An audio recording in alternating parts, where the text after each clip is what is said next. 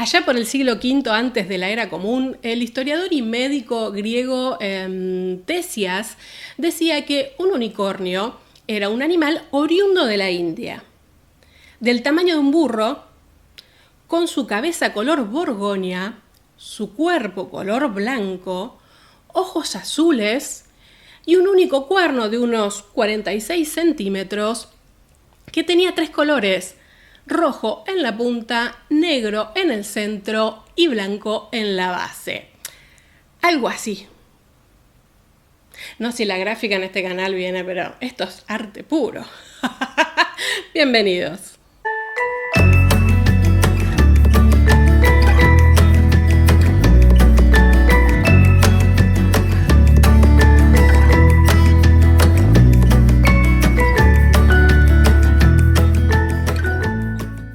Acá estamos iniciando el año hablando de animales fantásticos. Resulta que esto que les relaté de nuestro médico griego también tuvo otras versiones. De hecho, el mismísimo Julio César, allá por el siglo I, también antes de Cristo o de la era común, como se dice para los no creyentes, decía que era un bicho con cuerpo de venado, patas de elefante, ustedes vayan componiéndolo, cola de jabalí y que tenía un cuerno como de 1,5 metros. Y la creencia en estos animales fantásticos, que por supuesto el unicornio no es el único, pero hoy nos vamos a dedicar un poquito indirectamente a él, bueno, es algo que se extendió no solamente en la antigüedad, sino también en la Edad Media. En la Edad Media, de hecho, se cotizaba, se vendían los cuernos de unicornios para distintas curas, porque era un animal mágico. Y por supuesto, más allá de ser un animal que curara distintas enfermedades, fue adquiriendo distintos significados, distintos contenidos simbólicos. Y eso es lo que nos interesa rescatar acá el día de hoy. Nos vamos a saltear la parte de la Edad Media y vamos a ir directo al Renacimiento a ver esta obra de un genio, no sé cómo decirlo, del Renacimiento, aunque del manierismo, llamado Rafael Sanzio de Urbino. Y este retrato de joven con unicornio o dama con unicornio, se lo conoce de las dos maneras, es una obra de Rafael que tuvo un derrotero bastante especial que vamos a tratar de recuperar hoy aquí. Lo cierto es que no tenía siquiera datación, se la terminó datando, bueno, a través de estudios de especialistas, entre 1505 y 1506. ¿Y por qué esta fecha? Bueno, porque la moda, la ropa que tiene esta jovencita y el tipo de escote se condicen con ese periodo. Y esto, que puede parecer un retrato muy sencillo, bueno, por supuesto, nos cuenta muchas cosas. De hecho, vemos a esta joven que está sentada delante de una logia con 2 columnas, lo cual nos permite ver de fondo un paisaje bastante amplio. De su cuello cuelga una joya de una manera muy delicada, pero también muy sensual. Y esta joya se compone de una perla y de un rubí enorme, como verán. Esto, por supuesto, simboliza la virtud y la pureza de la mujer. A mí me interesa ver también esta combinación de colores que hay, cómo uno encuentra una unión rápida, pero también discreta entre el color del rubí, el color de las mangas y parte de los bordes de el vestido que tiene esta jovencita. Pero la verdadera joya de esta obra es, por supuesto, ese pequeño unicornio que tiene entre las manos. Tan pequeñito, parece, no sé, de utilería, parece un peluchito o un pequeño pony, no sé cómo describirlo. De hecho, el carácter que le da Rafael a este bichito, al tenerlo ella entre sus manos, es como si fuera un animalito doméstico. ¿Y qué hace este unicornio aquí? ¿Qué simboliza? Bueno, simboliza 2 cosas. Por un lado es la pureza de la modelo que se está representando y por otro lado le está advirtiendo a su futuro enamorado, su futuro esposo, que esta jovencita también tiene dotes de seducción. A ver, este tipo de retratos es muy común en la aristocracia del momento. Generalmente cuando 2 jovencitos estaban por casarse, intercambiaban retratos. Y en el caso de las mujeres, lo que se trataba de dejar en claro era la femineidad, la pureza, la virginidad de esta joven de alcurnia, por supuesto, ¿no? Lo interesante del retrato, además, es que nos permite un poco acercarnos al canon de Rafael para este tipo de obras.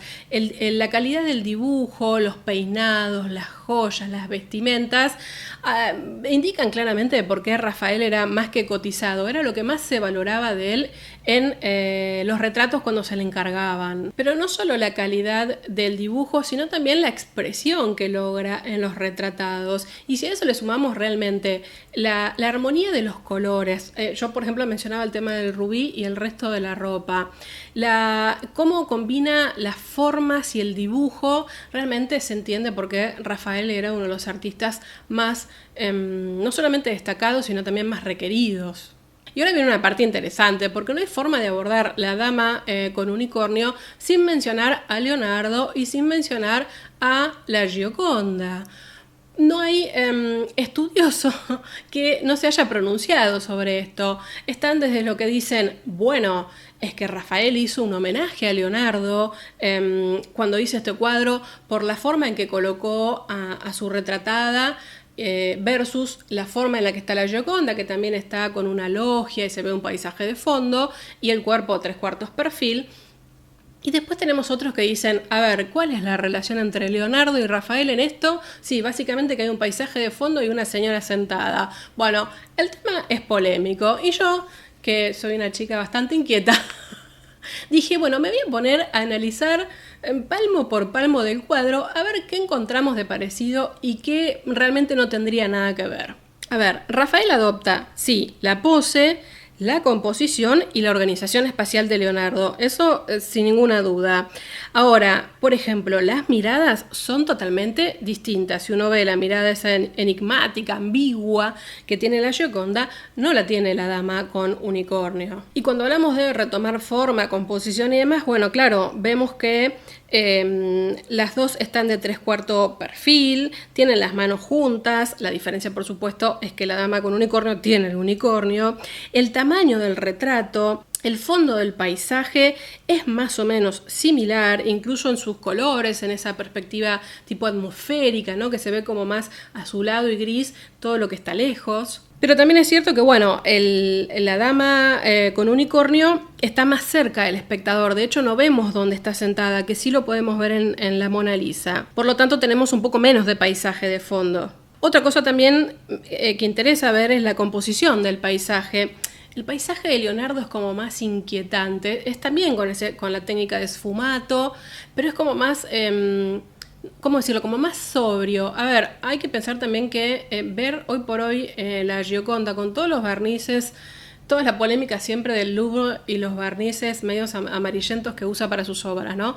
Es medio difícil porque no sabemos muy bien cómo era el color original, pero lo cierto es que al menos hoy por hoy, para poder compararlos, nos da la sensación de que uno es un paisaje medio sombrío y que el otro no. También al colocar los ojos de esta joven por encima de la línea del horizonte, si la miramos, un poco la protagonista, esta mujer, domina psicológicamente el paisaje y, como dijimos, queda menos expuesta a la naturaleza que la Gioconda. Esto lo que logra de alguna manera es que la obra sea un poco más serena, más equilibrada. Incluso ese paisaje se ve como algo muy calmo. De hecho, claro, lo primero que comparan algunos que no están tan de acuerdo con esto es que, bueno, da la sensación de que la Mona Lisa, la Gioconda, es como un ataque psicológico, ¿no? Es como que nos mira donde nos pongamos, nos está interpelando y esta dama es totalmente distinta, es como, no sé, pasaba por ahí y la retrataron felizmente. Incluso si comparamos las pieles de ambas, bueno, esa técnica del esfumato de Leonardo... Sí, es otra cosa, es totalmente distinta, es mucho más suave, hay una tez mucho más suave. En el caso de Rafael está muy bien trabajada, pero quizás por no haber toda una psicología muy fuerte detrás de este personaje, no está tampoco trabajada tan al máximo. Lo que muchos dicen, claro, es que Rafael en realidad, solía tener mucho más atención a a la fuerza plástica de la imagen, al color, a la forma, y era lo que más le daba importancia, no tanto a los personajes o a la característica de los personajes. Él trataba de alguna manera de reflejar en sus cuadros, no sé, esa sensación como aérea, ¿no? Colores amables, posturas delicadas, sin demasiada incursión en lo que podía llegar a ser la mirada del espectador o la interacción entre el espectador y la obra en tanto el personaje retratado. No sé si me expliqué o hice un lío bárbaro, creo que me expliqué.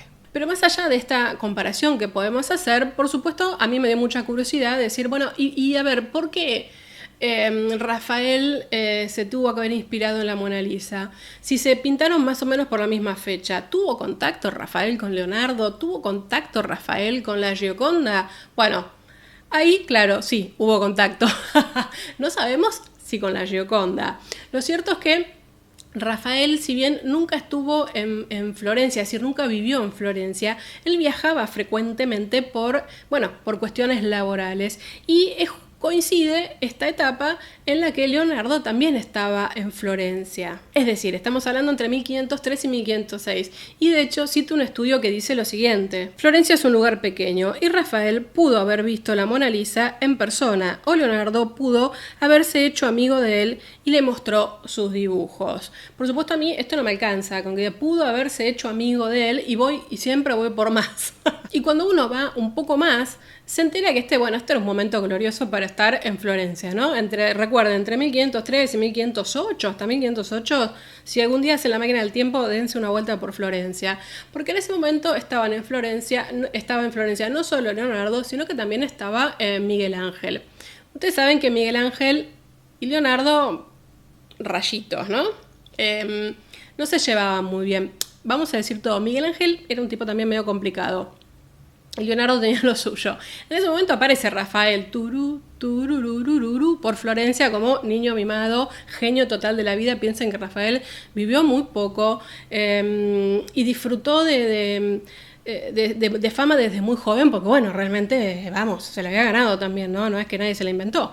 En ese momento cae Rafael por Florencia y tuvo contacto con ambos, que un poco... es curioso porque inicialmente medio como que se lo disputaron, tipo, quiero ser más amigo tuyo que otro, ¿no? Con lo cual ahí se entiende que probablemente Leonardo lo pudo haber invitado y le pudo haber mostrado los dibujos, o él pudo haber visto a la Gioconda en proceso. Después la historia cambiará porque Rafael es como que no termina ni muy amigo ni de uno ni de otro. Incluso cuando Rafael va a Roma, que estaba Miguel Ángel trabajando allí, Miguel Ángel medio que no quería saber nada con Rafael y decía que no sé, que no le caía bien, no estaba muy de acuerdo con su técnica. Lo tiró bastante abajo Miguel Ángel a Rafael, de hecho, Y como para reforzar esta idea del contacto que pudo haber tenido Rafael con Leonardo, les traje, estuve ahí escudriñando y les traje esta pieza. Es una copia, un dibujo que hizo Rafael de una obra de Leonardo. Este es un dibujo que está en la Royal Collection de Rafael, de una obra que está perdida de Leonardo, con lo cual no se las puedo traer acá para que la vean, que se llamó Leda y el cisne. Un poco, no solamente está este dibujo de estudio que hizo Rafael, sino que después él usó esta figura del contraposto para otras obras, como por ejemplo la Santa Catalina de Alejandría. Y ahora un tema muy importante: ¿quién es la retratada? ¿Quién es esta jovencita que aparentemente estaría por casarse? Todas las teorías, todas. Algunos dicen que podría ser Elisabetta, la hermana de Rafael, que había nacido en 1491, con lo cual la edad podría más o menos dar para la época de la pintura, aunque sería muy, muy jovencita. También se creyó que era Julia Farnesio, que era la amante del Papa Alejandro VI. ¿Y esto por qué? Porque el unicornio era el símbolo del escudo de la familia Farnesio. Pero lo cierto es que Julia para 1505 tendría ya unos 30 años y no se condice con la imagen de la retratada. Por lo tanto, se cree que lo más plausible es que sea Laura Orsini. ¿Y quién es esta señorita? Laura Orsini era la hija de Julia Farnesio y del señor Orsini, que las malas lenguas dicen que en realidad no era hija de él, sino de el Papa. Y como en esa época estaba por casarse con Niccolò della Rovere, es probable que este cuadro se haya hecho para su futuro marido. También hubo otras argumentaciones de que podría haber sido una de las amantes de Rafael, que tuvo un montón, pero bueno, es bastante plausible que sea esta historia de la jovencita Orsini a punto de casarse. Y ahora el derrotero de esta obra, que para qué les cuento, ¿no? Resulta que esta obra ingresó a la colección de la Galería Borghese, donde está hoy por hoy, con una identidad totalmente distinta. No era la dama con unicornio. A ver, llegó en 1682 como parte de la colección Aldobrandini. Bueno, no nos vamos a meter mucho en eso. Los Aldobrandini eran un clan florentino que se imaginaban que coleccionaban obras de arte como locos. Y la atribución era incierta, ni siquiera se sabía que era de Rafael. De hecho, se manejó que podía ser de Perugino, de Ghirlandaio, de Granacci. Pero poco tiempo antes de que ingresara a la Galería Borghese, un artista, un pintor desconocido, intervino este cuadro y dejó algo como esto. Es decir, le pintó una capa a la jovencita y le pintó una rueda, con lo cual la terminó convirtiendo en Santa Catalina de Alejandría, y así es como estuvo identificada mucho tiempo. Y uno diría, ¿por qué alguien intervino una pieza así, más allá de que uno supieran de quién era, y le puso una capa y la convirtió en santa? Bueno, hay que entender también que en el momento mismo en el que Rafael pintaba y hubo coletazos posteriores también, estaba nuestro famosamente reconocido monje Savonarola, predicando contra la lujuria, la vida sencilla y fácil, tratando de excomulgar a medio mundo, digámoslo. Entonces, había que aprovechar cualquier imagen que fuera, y más esta que era una imagen trivial de una dama ahí posando para la nada misma, para, darle algún sentido religioso. Entonces, es probable que se le haya intervenido por esto, si no, no tendría mayor sentido, honestamente. Ahora, ya había algunos estudiosos de esta obra, entre ellos Roberto Longhi, que sostenía primero que esta pieza era de Rafael, que no era ni de Perugino ni de nadie más, en esencia por sus características, de forma y de color. A inicios del siglo XX, allá por 1930 y pico, 1934, le hicieron una restauración muy profunda y ahí afloró que le habían puesto una capa y una rueda que no tenían nada que ver con la pieza original, con lo cual ya a partir de eso no quedó ninguna duda de que era un Rafael. Con esta restauración también lo que se hizo fue cambiarle el soporte a la pieza porque era un óleo sobre tabla y se lo pasó a lienzo. Lo cierto es que a partir de 1934 pasó a conocerse como la dama con unicornio. Ahora esto no termina ahí, porque en la década del 50, para 1959, si mal no recuerdo, se le hicieron una serie de placas. ¿Y qué apareció? Que originalmente Rafael no había puesto ahí un unicornio, había puesto un perro. Y si les digo la verdad, un perro tenía mucho más sentido para esta época, porque el perro se usaba constantemente en los retratos nupciales para hablar de la fidelidad. Y entonces, ¿cómo es que llegó el unicornio ahí? Bueno, a ver, la hipótesis es la siguiente, es que se pintó el retrato de esta señorita con un perrito, como correspondía a la época, que iba a ser un regalo nupcial y que quizás no se llegó a consumar esa boda, con lo cual ya también tendríamos que descartar a la jovencita Orsini, ¿no? No se llegó a hacer esa boda y el cuadro quedó sin terminar. Y en algún momento, luego, años después, Rafael lo retomó y le hizo un unicornio. Y para ir cerrando toda esta historia, quería traerles una anécdota. Rafael ya sabemos que fue un pintor muy valorado en su momento, pero como todos los pintores, caen un poco en desgracia. Hay siglos en los que se los recupera y otros siglos en los que nadie ni los menciona. Lo cierto es que se recuperó muchísimo el valor de su obra y de su trabajo allá por el siglo XIX, siglo XVIII, siglo XIX. En el mismo momento en el que justamente estaban naciendo los museos como institución. Saben que antes de eso no había museo, había Bueno, gabinetes de curiosidades privados, que por ahí tenemos una entrada en este canal. Los museos no existían y empezaron a existir.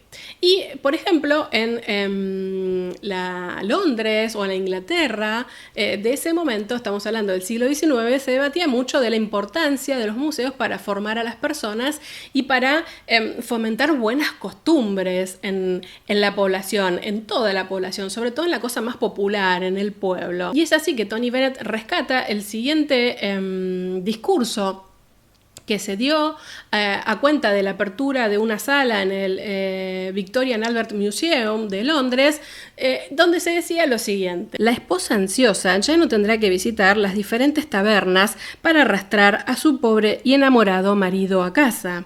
Lo buscará en el museo más cercano, donde tendrá que ejercer toda la persuasión de su afecto para apartarlo de la absorta contemplación de un Rafael. Me encanta esta explicación en donde, bueno, a partir de la apertura de galerías de arte, los hombres, en vez de estar en las tabernas, iban a estar ahí admirándose un Rafael y, bueno, iba a ser difícil la competencia de las mujeres cuando los buscaran. Penosamente, Rafael, si bien tuvo una gran producción porque tenía un taller trabajando para él, bueno, murió muy joven, y la entrada que hace Vasari en su libro es muy interesante. Todas las entradas de Vasari son interesantes, pero bueno, un poco él dice que cuando se apagó la mirada de Rafael, se apagó también el sumum de la pintura. Solo iba a quedar tratar de imitar esa belleza que él había logrado, ¿no? Y antes de cerrar esta entrada, quería proponerles que me dejen saber en los comentarios o con un like si les gustaría que sigamos hablando del unicornio como tema. En la Edad Media es hiper representado. De hecho, hay un tapiz maravilloso que es La Dama y el Unicornio, que está en el Museo de Cluny en París. Bueno, que es una exquisitez toda la simbología que tiene, y podríamos también traerlo acá a una entrada. Así que me dejan en los comentarios si les interesa que sigamos hablando de temas de este tipo. Les agradezco enormemente a los que llegaron hasta aquí. Muchas gracias a todos los que se suscribieron. No olviden de suscribirse y activar la campanita de notificación para enterarse cuando subimos videos, y más ahora que vamos a estar preparando algunos especiales que van a salir aparte de los viernes. Yo digo preparando como si fuéramos 1.000.000, estoy yo sola, pero si me da el tiempo, ahí vamos a estar con un súper especial para arrancar este año así con todo. Nos vemos la próxima semana. Muchas gracias, cuídense mucho. Adiós.